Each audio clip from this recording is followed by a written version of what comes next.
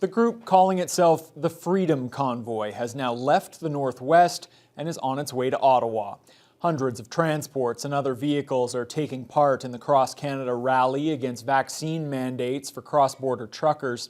The group made an overnight pit stop on the outskirts of Thunder Bay last night, and despite some traffic tie-ups and a brief confrontation with reporters, police say the protesters were mainly peaceful. Kurt Black has the details.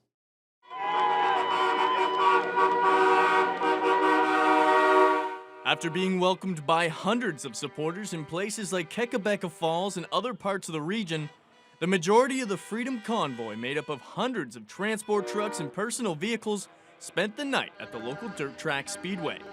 The caravan departed Thunder Bay early in the morning with OPP stationed along their departure route to ensure traffic continued to flow safely.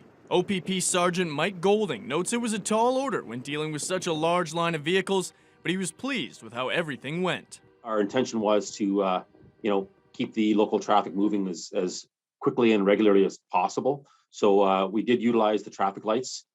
We think that was just a fair way to deal with it, and also allow the group to catch up with itself, so they don't get stretched, to a point where there's a very large distance and gap between them.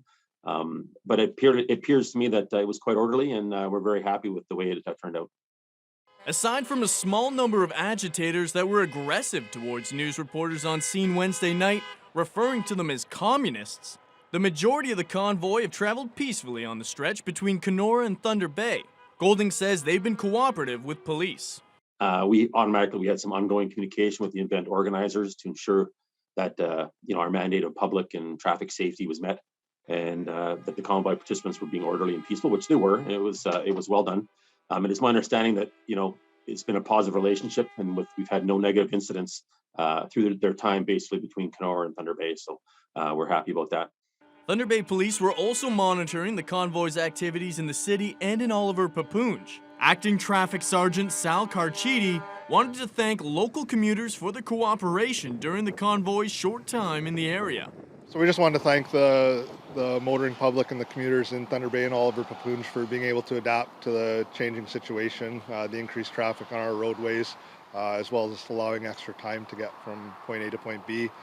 Even with a last-minute schedule change by the organizers today, we were able to respond to that and have the trucks moving safely through the city.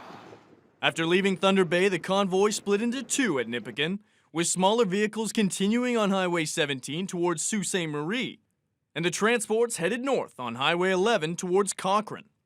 Kurt Black, TBT News.